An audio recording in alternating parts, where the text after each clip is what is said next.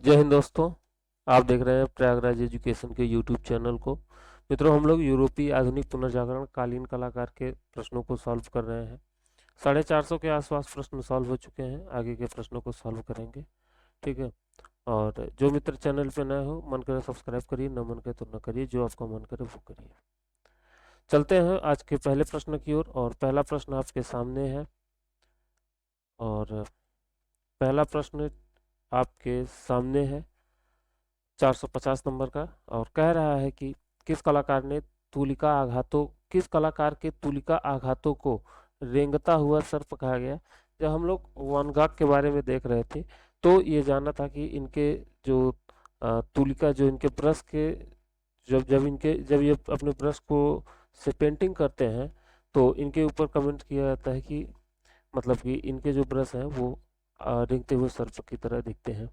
जैसा कि हम सभी जानते हैं कि इनका जन्म 1853 ईस्वी में हॉलैंड मतलब नीदरलैंड में हुआ था, और ये उत्तर प्रभाववादी चित्रकार के रूप में जाने जाते हैं। इनके प्रमुख चित्रों में जो कई बार पूछे गए हैं, आलू भक्षी है, सूर्यमुखी का फूल, तारों भरी रात, द नाइट कैफे, ताश के खिलाड़ी, डॉक्टर कैलेट का व्यक्ति चित्र बनाए थे, और ताहिती वासी इनके प्रमुख चित्रों में है। तो Van Gogh option number B इसका सही जवाब हो जाएगा। 451 नंबर का प्रश्न आपके सामने आ रहा है, और 451 नंबर का प्रश्न कह रहा है कि यूरोप की आधुनिक चित्रकला में कलाकार पॉल गोगिन किस कलावाद से जुड़े हुए थे। तो पॉल गोगिन जुड़े हुए थे आपके पॉल गोगिन भाववाद से जुड़े हुए थे। इसमें जो ऑप्शन दिया हुआ इसमें भाववाद जंगलवाद होगा, लेकिन हालांकि पॉल गोगिन प्रभाववाद से भी जुड़े हुए थे, प्रभाववाद कलाकार थे। ठीक है, प्रभाववादी कलाकार थे पॉल गोगिन। ठीक है। और ऑप्शन नंबर बी यहाँ पे सही जवाब हो जाएगा। जंगलवाद भाववाद एक ही चीज है। ऐसा है कि जो भाववाद है उसे जंगलवाद इसलिए कहा जाता है क्योंकि इनके जो चित्र थे वो, फाव का अर्थ होता है जंगली। ठीक है। तो इनके जो चित्र थे वो अजीब टेढ़े मेढ़े ढंग से हुआ करते थे, इसलिए इनके चित्रों को फाव कहा गया, और इस वाद के कलाकार को फाववाद कहा गया। 452 कह रहे हैं सनराइज इंप्रेशन किसका चित्र है। तो क्लॉड मोने का, जिन्होंने प्रभाववाद की शुरुआत की थी, उन्हीं का चित्र है सनराइज इंप्रेशन, मतलब कि सूर्योदय का प्रभाव।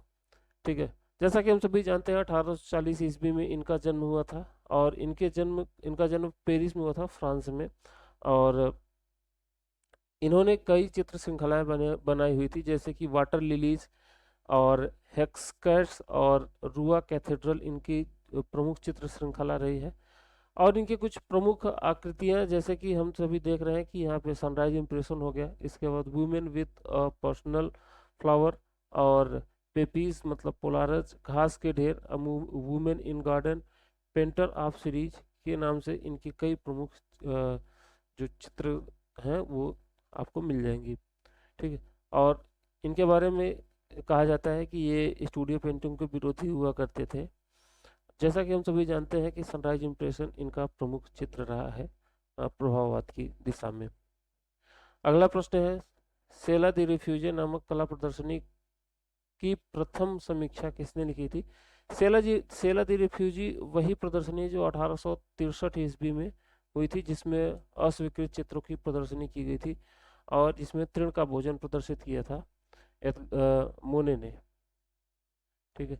तो उसी प्रदर्शनी की बात हो रही है, और इसकी समीक्षा लिखी थी ली राय ने, और ली राय ने ही इसको प्रभाववाद नाम दिया हुआ था। ऑप्शन नंबर बी इसका सही जवाब हो जाएगा। 445 कह रहा है रंग परिप्रेक्ष्य, कलर इज पर्सपेक्टिव। रंग परिप्रेक्ष्य है ये स्टेटमेंट है, रंग परिप्रेक्ष्य है ये स्टेटमेंट किसने दिया था। रंग परिप्रेक्ष्य स्टेटमेंट दिया था सेजा ने, और यहाँ पे ऑप्शन नंबर ए इसका सही जवाब हो जाएगा। सेजा ने कहा था कि रंग परिप्रेक्ष्य है, मतलब कलर इज पर्सपेक्टिव। ठीक। ऑप्शन नंबर ए इसका सही जवाब हो जाएगा। और सेजा के बारे में देख लेते हैं। सेजा के 1839 ईस्वी में इनका जन्म हुआ था सेजा का, और ये उत्तर प्रभाववादी कलाकार के रूप में जाने जाते हैं, और उत्तर प्रभाववाद के जनक के रूप में भी सेजा जाने जाते हैं। इनकी प्रमुख चित्र में आता है स्नानमग्न युवतियाँ। स्नानमग्न युवतियाँ जो है उत्तर प्रभाववाद का सबसे प्रमुख चित्र माना जाता है। इनके अन्य चित्रों में चाचा दोमनिक, काली घड़ी, फांसी दिए गए व्यक्ति का मकान, ताश खेलने वाले और बीड़ी सिगरेट पीने वाला, ये इनकी प्रमुख चित्राकृति रही है। इनका एक स्टेटमेंट बहुत प्रसिद्ध है, मैं प्रकृति को अनुकृत नहीं करना चाहता, मैं इसे पुनः सृजित करना चाहता हूँ। ये इनका एक और प्रसिद्ध स्टेटमेंट रहा है। दूसरा ये रहा है कि रंग परिप्रेक्ष्य है। ऑप्शन नंबर ए इसका सही जवाब हो जाएगा। अगला प्रश्न 455 नंबर कह रहा है, रेखा में रंग की शक्ति होती है, line has the power of colour. ये किसका स्टेटमेंट है? तो पाल गोगिन का ये स्टेटमेंट है कि रंग में और रेखा में रंग की शक्ति होती है। ऑप्शन नंबर सी इसका सही जवाब हो जाएगा। जैसा कि हम सभी जानते हैं, पाल गोगिन का जन्म 1848 ईस्वी में हुआ था। पीला ईसा इनका एक प्रमुख चित्र रहा है। पीला ईसा के साथ साथ the spirit of the dead watching, जो कि इन्होंने कैनवास पर तैल चित्रण किया है। और इनका प्रमुख चित्र है हम कहाँ से आते हैं, हम क्या हैं, हम कहाँ जा रहे हैं। ये इनका एक प्रमुख चित्र रहा है।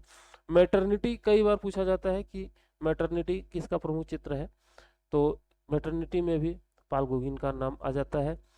और ये जो है ये अफ्रीकी जनजाति से इनके ऊपर बहुत ज़्यादा कला का प्रभाव पड़ा हुआ था, और ये फाववाद जंगलवाद के कलाकार के रूप में भी जाने जाते हैं पाल गोगिन। ठीक है, और ये चित्रकार तो थे ही, चित्रकार के साथ साथ ये छापाकार भी थे। वुडकट में भी काम किया करते थे, एचिंग में भी इन्होंने काम किया है। एक प्रश्न ये पूछा जाता है कि एचिंग में किस पदार्थ का उपयोग किया जाता है? तो एचिंग कुल मिलाकर के धातु का क्षरण किया जाता है। जैसे कि एक धातु की प्लेट है, और धातु के प्लेट पे जहाँ जहाँ हमको चित्र उभारना रहता है उस पे हम मोम का या रेजिन का उपयोग कर देते हैं। तो उसके ऊपर एक हल्की सी पतली सी परत लगा देते हैं, उसके बाद फिर उसको एसिड में डाल देते हैं।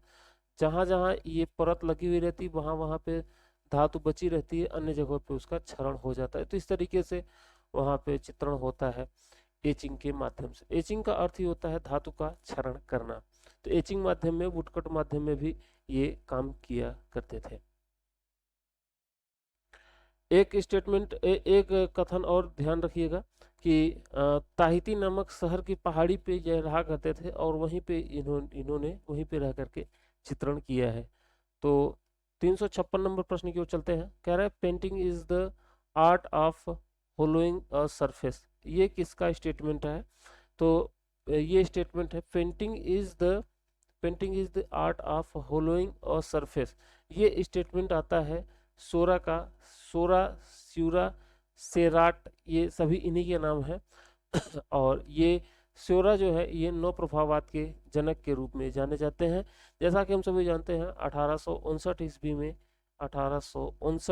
में इनका जन्म हुआ था फ्रांस में। 1859 ईस्वी में सोरा का जन्म हुआ था फ्रांस में, और ये नौ प्रभाववाद के जनक के रूप में जाने जाते हैं। और इनके कुछ प्रमुख चित्र हैं, जैसे क्या नाम है कि श्रृंगार, सर्कस और मंच नृत्य, स्नान स्थल, ये और रविवासरी अपराह्न करके एक चित्र है जो कि इनका बहुत प्रसिद्ध है। तो ये सारी बातें हैं सोरा के बारे में। ऑप्शन नंबर डी इसका सही जवाब हो जाएगा। 457 नंबर के प्रश्न की ओर चलते हैं। 457 नंबर प्रश्न आपके सामने है, और कह रहा है कि पाल गोगा एक चित्रकार था और उसने छाया चित्रकला में कार्य किया था। पाल गोगिन के बारे में अभी हम लोगों ने देखा कि पाल गोगिन जो है ये चित्रकार तो थे ही, और इन्होंने छाया चित्रण के रूप में भी काम किया है। छापा चित्रकार में काम किया, छाया नहीं छापा होना चाहिए। और कह रहा है पाल गोगिन तिहिती द्वीप की महिलाओं तथा वहाँ के नैसर्गिक सौंदर्य से प्रभावित थे। तो यहाँ पे छापा होना चाहिए, और ये तो स्टेटमेंट सही है। यहाँ पे कोई भी सही नहीं, अगर छापा चित्रकला होता तो ये सही हो जाता, हालांकि वर्तमान स्थिति में ये गलत है और ये सही। ए गलत, आर सही होना चाहिए। ऑप्शन नंबर बी इसका सही जवाब होना चाहिए। अगर यहाँ पे छाया हो जाता तो दोनों सही हो जाता। 458 नंबर प्रश्न की ओर चल रहा है। 458 नंबर प्रश्न कह रहा है कि प्रभाववाद कैमरा के विरुद्ध एक आंदोलन था। कथन एकदम सही है। कह रहा है क्योंकि कैमरा के आविष्कार ने कलाकार के औचित्य को अस्वीकार कर दिया था। तर्क भी सही है, इसलिए ऑप्शन नंबर बी इसका सही जवाब हो जाएगा। ये देखिए आंशिक वाला बड़ा लफड़ा करता है, देख लीजिएगा। ऑप्शन नंबर बी इसका सही जवाब हो जाएगा, आर आंशिक रूप से सही है। 459 कह रहा है कि मूली रूज या मूलो रूज किसका विख्यात पोस्टर है। तो ये तुलोज लोत्रे का क्या नाम है कि पोस्टर है, जिसको उन्होंने लिथोग्राफी में किया हुआ था। लिथोग्राफी पोस्टर के रूप में ही ये जाने जाते हैं, लोत्रेक। 1864 ईस्वी में ये जन्मे कलाकार हैं, फ्रांस के। 1864 ईस्वी में जन्मे कलाकार हैं। ये उत्तर प्रभाववादी कलाकार के रूप में जाने जाते हैं, लोत्रेक साहब। और माउली रोज ये इनका एक प्रसिद्ध चित्र है। इसके अलावा पेरिस के बगीचे में जॉन अवरिल, और इसके अलावा सेलो द आर अंकोरर जो कि इनका एक व्यंग चित्र है। इसके अलावा इन बेड और the box at a theatre, quadrille at Moulin Rouge और पोर्ट्रेट ऑफ गविएली, ये इनका प्रमुख चित्र है। तो ऑप्शन नंबर ए इसका सही जवाब हो जाएगा। एक प्रश्न इनके बारे में पूछा जाता है कि ओपेरा प्रदर्शनी के लिए पोस्टर किसने तैयार किया था। तो ओपेरा प्रदर्शनी के लिए पोस्टर इन्होंने ही, लोत्रेक ने ही तैयार किया था। पोस्टर में ज़्यादातर इन्हीं का ऑप्शन लगा दीजिएगा, सही हो जाएगा लोत्रेक का। 460 नंबर कह रहा है एदगा देगा के बारे में पूछ रहा है। एदगा देगा द्वारा वुमेन ड्राइंग हरसेल्फ कृति में किस तकनीक का उपयोग किया गया है। तो एदगा देगा की जो पेंटिंग है वुमेन ड्राइंग हरसेल्फ में, इसमें हैचिंग का उपयोग किया गया है। एदगा देगा के बारे में 1834 ईस्वी में इनका जन्म हुआ था फ्रांस में। 1834 ईस्वी में एदगा देगा का जन्म हुआ था फ्रांस में। और इनकी कृतियों में इन द कैफे हो गया, द बैलेट क्लास हो गया, द बैलेली फैमिली हो गया, the cotton office in New Orleans हो गया इनका प्रमुख चित्र। इसके अलावा interior the dancing class, dance से संबंधित जैसे बेले डांस हो गया या डांसिंग गर्ल, इस तरीके की जो भी ऑप्शन आएंगे वो इन्हीं के चित्र रहेंगे एदगा देगा के। जैसे कि बेले रिहर्सल हो गया, बेलेरीन हो गया, और बेलेली फैमिली हो गया, जलपान गृह में गायिकाएं हो गई, और घोड़े पे सवार महिलाएं, स्वयं का व्यक्ति चित्र। इस तरीके से कई चित्र इन्होंने बनाया है। इनका एक स्टेटमेंट बहुत प्रसिद्ध है, ये कहा करते थे मेरे मृत्यु पर कोई रस्म न की जाए। इनके चित्र जो है वो जैसे जल्दीबाजी में खींचे गए छायाचित्र की तरह इनके चित्र प्रदर्शित होते थे। तो यहाँ पे ऑप्शन नंबर ए इसका सही जवाब हो जाएगा। वुमेन ड्राइंग हरसेल्फ में हैचिंग का उपयोग किया गया है। 461 नंबर प्रश्न कह रहा है कालानुक्रम में इसको व्यवस्थित करना है। तो यहाँ पे ऑप्शन नंबर ए सही दिख रहा है कि हैवे, उसके बाद रेफ्ट ऑफ द मधुसा और ओलंपिया, इम्प्रेशन, सनराइज, ये सही क्रम दिख रहा है। ऑप्शन नंबर ए इसका सही जवाब है। 462 कह रहा है रंगों का प्रकाशी मिश्रण किससे संबंधित है। तो ये नव प्रभाववाद से संबंधित है, रंगों का प्रकाशी मिश्रण। ऑप्शन नंबर बी इसका सही जवाब हो जाएगा। कह रहा है कि 463 नंबर प्रश्न कह रहा है कि विंसेंट वैन गॉग की स्टोरी नाइट किस संग्रहालय में स्थित है। तो स्टोरी नाइट ये न्यूयॉर्क में ही है, आधुनिक कला संग्रहालय न्यूयॉर्क में। ऑप्शन नंबर ए इसका सही जवाब हो जाएगा। 464 नंबर प्रश्न कह रहा है कथन और तर्क का प्रश्न है। कथन और तर्क के इस प्रश्न में कह रहा है कि प्रभाववादी चित्रकार भावनात्मक तथा भौतिक विषय वस्तुओं के पीछे नहीं रहते थे, कथन सही कह रहा है। तर्क कह रहा है क्योंकि वो इस तथ्य के प्रति ईमानदार थे कि रंग पर्यावरण में प्रकाश के कारण वास्तविकता बदलता रहता है।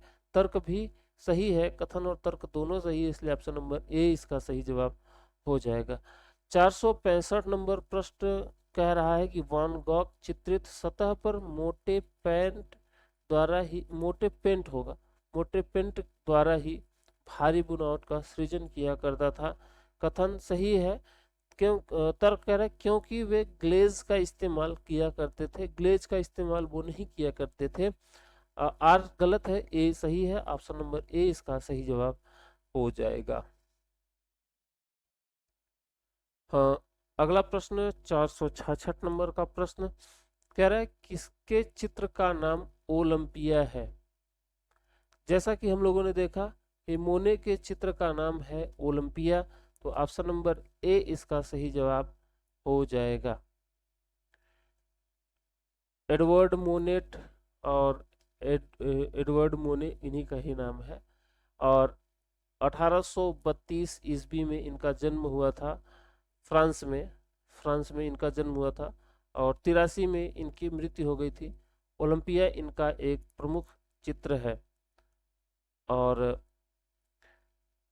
इनके बारे में थोड़ा सा और जान लीजिए कि सेलो द रिफ्यूजीज जो कि प्रदर्शनी हुई थी 1863 ईस्वी में, इन्हीं का चित्र तृण का भोजन, इन्हीं का चित्र जो था तृण का भोजन प्रदर्शित हुआ था, जिसमें एक नग्न स्त्री और दो पुरुष को दिखाया गया था। और अच्छी बियर, नाव की सवारी, जॉर्ज मूर का व्यक्ति चित्र, शराबी, एमला जोल, स्पेनिश गिटार वादक, बांसुरी वाला, तोते वाली स्त्री, ये इनके कुछ प्रमुख चित्र हैं।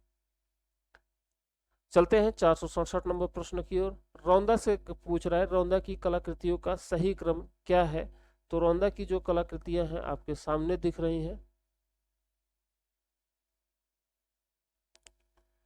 तो रौंदा की कलाकृतियां आपके सामने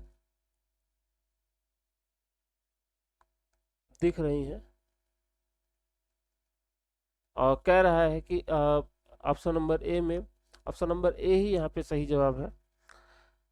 जो कि देख रहे हैं कि द एज ऑफ ब्रॉन्ज, ये 1877 ईस्वी में, the gates of hell, the gates of hell एक स्वर्ग से संबंधित, पैराडाइज से संबंधित कोई चित्र था, उसके विरोध में इन्होंने बनाया था रौंदा ने।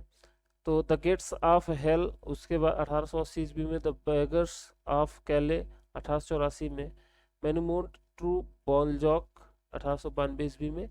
ये प्रश्न टीजीटी पीजीटी में उम्मीद है कि न पूछा जाए। क्रोनोलॉजी से संबंधित ज़्यादातर प्रश्न, इस तरीके से प्रश्न जो विदेशी चित्रकार हैं, कम ही पूछने की संभावना रहती है टीजीटी पीजीटी में। ज़्यादातर आप देखेंगे तो ये यूजीसी और पीसीएस लेवल की परीक्षाओं में ये चीज़ें पूछी जाती है। ऑप्शन नंबर ए के साथ अगले प्रश्न की ओर चलते हैं। 368 नंबर प्रश्न, 368 नंबर प्रश्न आपके सामने है, और कह रहा है कालक्रम के अनुसार इसको व्यवस्थित। देखिए हमने कहा कालक्रम वाले जो भी प्रश्न है यूजीसी में ही ज्यादा पूछे जाते हैं, पीसीएस उसीएस की परीक्षा में पूछे जाते हैं। कह रहा है कि कालक्रम के अनुसार व्यवस्थित करिए। तो यहाँ पे जो दिया हुआ है, जैसे कि J Louis David, Louis David Louis David का जन्म जो हुआ था 1748 ईस्वी में हुआ था, 1748 ईस्वी में। वैन गॉग के बारे में तो हम लोगों ने देखा ही है कि 1853 ईस्वी। पॉल क्ली 1879 ईस्वी, और डेविड हॉकनी 1937 ईस्वी। तो ऑप्शन नंबर सी इसका सही जवाब हो जाएगा। अगला प्रश्न है, कह रहा है कि मैच करना है। एडवर्ड मोने का चित्र है ओलंपिया, और जॉन ऑगस्टस डोमिनिक एरेर का जो है द स्प्रिंग,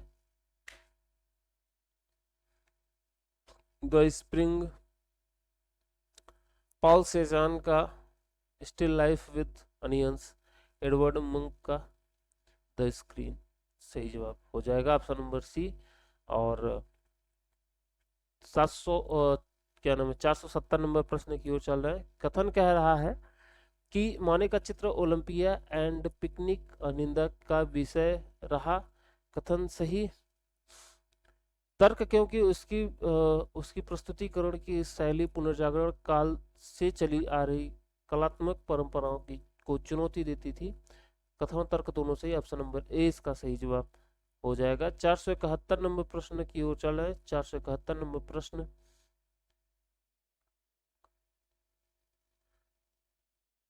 471 नंबर कह रहा है कि पियत मौन्द्रिया ने अपनी कला सृजन के मूल रूप से सरल रेखाओं और रंगों का प्रयोग किया। कथन सही है। तर्क कह रहा है कि क्योंकि वे घनवादियों के द्वारा प्रस्तुत चित्रों की संरचना से अधिक प्रभावित था। तर्क भी सही। कथन तर्क दोनों सही। ऑप्शन नंबर बी इसका सही जवाब हो जाएगा। यूजीसी में पूछा गया प्रश्न है। 472 नंबर कह रहा है कि किस चित्रकार ने ओपेरा प्रदर्शनी के लिए पोस्टर डिजाइन किया था। जैसा कि हमने बताया कि पोस्टर का चित्र आ जाए तो पोस्टर का प्रश्न आ जाए तो लोत्रेक को सही कर दीजिएगा। ऑप्शन नंबर सी इसका सही जवाब हो जाएगा। 473 नंबर कह रहा है कि किसने पोस्टर प्रिंटिंग कला में परिवर्तन कर दिया। फिर मैंने बताया पोस्टर नाम आ जाए तो लोत्रेक सही कर दीजिएगा। 474 नंबर कह रहा है पाल गोगा के कार्यों में रूपाकार की अत्यंत सरलता और विषय वस्तु की सरलता तथाकथित आदिवासी जीवन से प्रभावित थी। कथन सही है। तर्क कह रहा है कि क्योंकि वह आधुनिक यूरोपीय सभ्यता के बनावटीपन और विरोधाभास से उभरकर तीहती में आकर के बस गए और वहीं पे चित्रण किया करते थे। कथन और तर्क दोनों सही है। ऑप्शन नंबर ए इसका सही जवाब हो जाएगा। यूजीसी 2016 में पूछा गया प्रश्न है। 475 कह रहा है निम्नलिखित में से किस कलाकार को लिथोग्राफी पोस्टर के लिए, जहाँ पे मैंने बताया पोस्टर नाम आ जाए लोत्रेक को बिना देखे सही कर दीजिएगा। ऑप्शन नंबर ए इसका सही जवाब हो जाएगा। 476 नंबर प्रश्न आपके सामने है। कह रहा है कि गोगा प्राकृतिक जीवन की पेंटिंग करने के लिए पेरिस छोड़कर तीहती चले गए थे। सही है, क्योंकि उन्होंने यह महसूस किया कि पेरिस का जीवन अधिक भ्रष्ट हो गया है। सही बात है। और प्राकृतिक वास्तविकताओं से अत्यधिक कट गया है। ये भी सही है, इसलिए ए और आर दोनों सही है। ऑप्शन नंबर सी इसका सही जवाब हो जाएगा। 477 नंबर कह रहा है कि पाल गोगा एक चित्रकार थे जिन्होंने छापाकारी भी की। कथन सही है। तर्क उन्होंने वुडकट और एचिंग दोनों का काम किया। आर भी सही है। ऑप्शन नंबर सी इसका सही जवाब हो जाएगा। 478 नंबर के प्रश्न की ओर चल रहा है। 478 नंबर कह रहा है यूरोपीय चित्रकला में प्रभाववाद के कारण परिवर्तित होते हुए समय की सीमा में प्रकाश तथा वातावरण के पारस्परिक संबंध के प्रदर्शन का नवीन विचार आया। कथन सही है। तर्क कह रहा है क्योंकि फोटोग्राफी के आविष्कार से कलाकारों को यथावत प्रस्तुति के स्थान पर प्रकाशीय वास्तविकता के परिप्रेक्ष्य में सोचने को बाध्य किया गया। कथन तर्क दोनों सही है। ऑप्शन नंबर बी यहाँ पे सही जवाब हो जाएगा। अगला प्रश्न है किस आधुनिक यूरोपीय मूर्तिकार ने गिबर्टी के गेट्स ऑफ पैराडाइज, मैंने बताया गेट्स ऑफ पैराडाइज के विरोध में रोंदा ने चित्र बनाया था गेट्स ऑफ हेल। तो यही बात है। ऑप्शन नंबर ए इसका सही जवाब हो जाएगा। फ्रांसीसी मूर्तिकार थे सेजा। अगला प्रश्न है 480 रोंदा द्वारा निर्मित शिल्प जो है गेट ऑफ हेल किसके शिल्प से प्रभावित था। तो ये गिबर्टी के शिल्प से प्रभावित था। गिबर्टी दोनों चीजें सही है। 481 नंबर प्रश्न की ओर चल रहे हैं और 481 नंबर प्रश्न कथन और तर्क का प्रश्न है। भागता रहता है पता नहीं क्या। कह रहा है कि रोडिन की शिल्पकृतियों की अधिकतर रुक्ष टेक्सचर हुआ करती थी। कथन सही है। तर्क कह रहा है कि उसने इसे अपनी कृतियों में जानबूझकर शुरू किया क्योंकि वह प्रकाश के प्रभाव से द्रव्य में सहज प्रक्रिया को देखना चाहता था। ए और आर दोनों सही है, ऑप्शन नंबर सी इसका सही जवाब हो जाएगा। 482 कह रहा है रोंदा की मूर्तियां सहजता के लिए विख्यात हैं, कथन सही है, क्योंकि वो जीवित मॉडलों को देखकर मूर्तियां बनाता था, ऐसा नहीं है। आर गलत है, ए सही है, ऑप्शन नंबर बी इसका सही जवाब हो जाएगा। 483 कह रहा है निम्नलिखित में से कौन सी कृति रौंदा की है। रौंदा की कृतियों में मैंने बताया कि द थिंकर बहुत प्रसिद्ध इनकी कृति है, ऑप्शन नंबर सी इसका सही जवाब हो जाएगा। 484 नंबर कह रहा है कि रोडिन माइकल एंजिलो की अधूरी मूर्तियों का बहुत प्रशंसक था, कथन एकदम सही कह रहा है। तर्क कह रहा है कि ये बात कह रहा है उन्होंने, मतलब कि माइकल एंजेलो ने जानबूझकर बहुत सी संगमरमर की नक्काशियों को अधूरा छोड़ दिया था, तर्क भी सही है और ऑप्शन नंबर ए इसका सही जवाब हो जाएगा। ध्यान दीजिएगा, माइकल एंजेलो और लियोनार्डो दोनों ने, लियोनार्डो तो मूर्ति नहीं बनाता था लेकिन उसने चित्रकृति को भी अधूरा छोड़ दिया था। लियोनार्डो और माइकल एंजेलो दोनों ने चित्रकृति को भी अधूरा छोड़ दिया था। अगला है 485 नंबर, कह रहा है कि मानुमेट टू बॉल्जाक अगस्त रौंदा की मूर्ति शिल्प है, सही है, जो फ्रांसीसी उपन्यासकार बाल्जाक की स्मृति में निर्मित है, ये भी सही है। रौंदा के अनुसार इस कृति में लेखक की भौतिक रूपरेखा के बजाय लेखक के व्यक्तित्व विशिष्टता पर ध्यान दिया गया है, कथन सही है। तर्क कह रहा है आलोचना के पश्चात समाज द्वारा इस मॉडल को स्वीकार कर लिया गया, यह मॉडल ब्रॉन्ज में निर्मित है और इसे ब्रेलवार्ड द मोपारनास पर स्थापित कर दिया गया है। बी भी मतलब ऑप्शन नंबर बी इसका सही जवाब हो जाएगा, ए और आर दोनों सही है। 486 नंबर कह रहा है घास का ढेर ढेर चित्र किसकी कृति है, तो ये तो सभी जानते होंगे मोने की कृति है, घास का ढेर, ऑप्शन नंबर बी इसका सही जवाब हो जाएगा।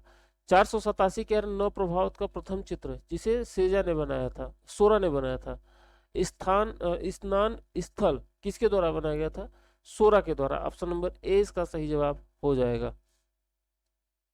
488 कह रहा है कि मोने के किस चित्र के आधार पर प्रभाववाद का नाम पड़ा, तो इम्प्रेशन द सनराइज सूर्योदय का प्रभाव के नाम पे पड़ा, ऑप्शन नंबर सी इसका सही जवाब हो जाएगा। अगले प्रश्न की ओर चल रहे हैं।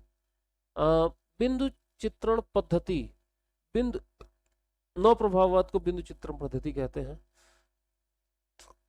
आरंभ करने वाला कलाकार कौन था, सोरा था नव प्रभाववाद को जिसने शुरू किया था, ऑप्शन नंबर डी इसका सही जवाब हो जाएगा। अगला प्रश्न, लाचियन ग्रास नामक पेंटिंग किसने बनाई थी, मोने ने इसको बनाया था, ऑप्शन नंबर बी इसका सही जवाब हो जाएगा। पोटैटो ईटर किसकी प्रसिद्ध कृति है, वैन गॉग की प्रसिद्ध कृति है पोटैटो ईटर। कई लोग बैठ के आलू खा रहे हैं मेज पे।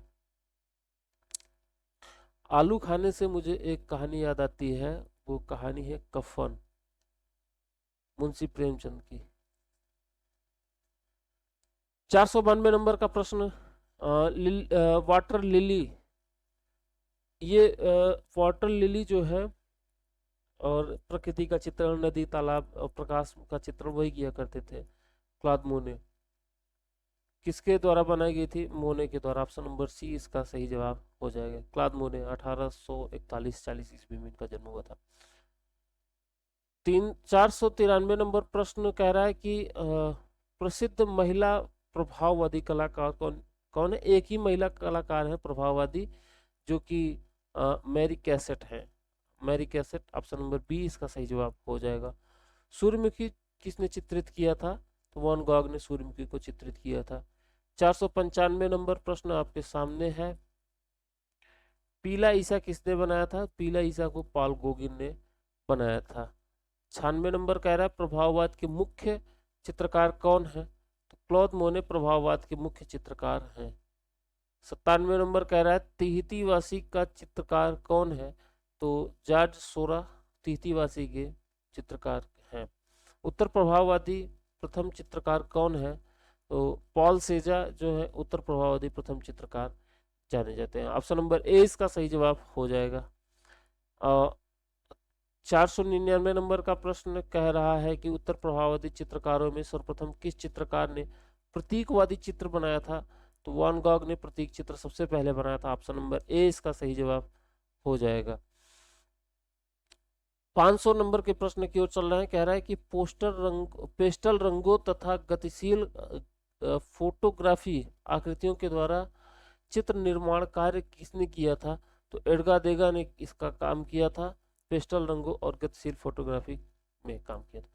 501 नंबर कह रहा है कि दिए गए समूहों में उत्तर प्रभाववादी रचनाओं के लिए उत्तरदायी एक चयन का एक आप समूह लिखा है। नीचे दिए गए समूह में से एक का चयन करिए जो उत्तर प्रभाववादी रचनाओं के लिए उत्तरदायी था।